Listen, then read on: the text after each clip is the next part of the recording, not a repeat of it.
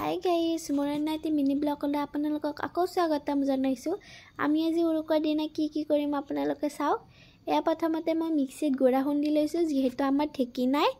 এয়া মোৰ গুড়া চালা কাম হৈ গ'ল। তাৰপিছত আমি কি কৰোঁ আকৌ আপোনালোকে চাওক ভিডিঅ'টো শেষলৈ। এয়া আমি চাউলৰ গুড়াৰে পাপৰ বনাইছোঁ। এয়া মোৰ পাপৰ ৰেডি হৈছে।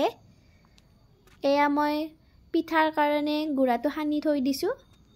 এয়া চাওক মোৰ পাপৰ বহাই দিছিলোঁ।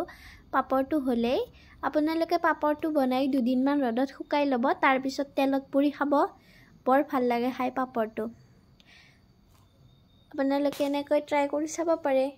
চাউলৰ গুড়াৰে পাপৰ ঘৰতে বনোৱা।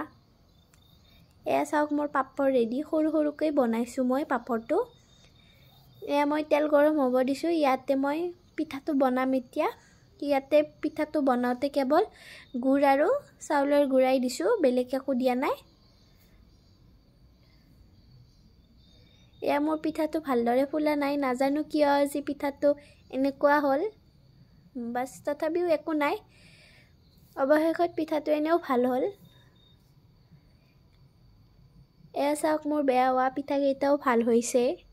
আপোনালোকে এনেকুৱা পিঠা বনাইনে? কমেণ্ট কৰি জনাবচোন। অৱশেষত মই মোৰ বৌহঁতৰ লগত গধূলি উৰুচ চাব গ'লোঁ। আপোনালোকে কোনে উৰুচ চাই ভাল পায় বেয়া পায় প্লিজ কমেণ্ট কৰি জনাবচোন। তাৰপিছত মই মোৰ বৌহঁতৰ লগত কেইটামান ফটো তুলিলোঁ। আপোনালোকে যদি মোৰ চেনেলটোত নতুন প্লিজ ছাবস্ক্ৰাইব কৰি দিব, লগতে লাইক কমেণ্ট শ্বেয়াৰ কৰি দিব। ধন্যবাদ।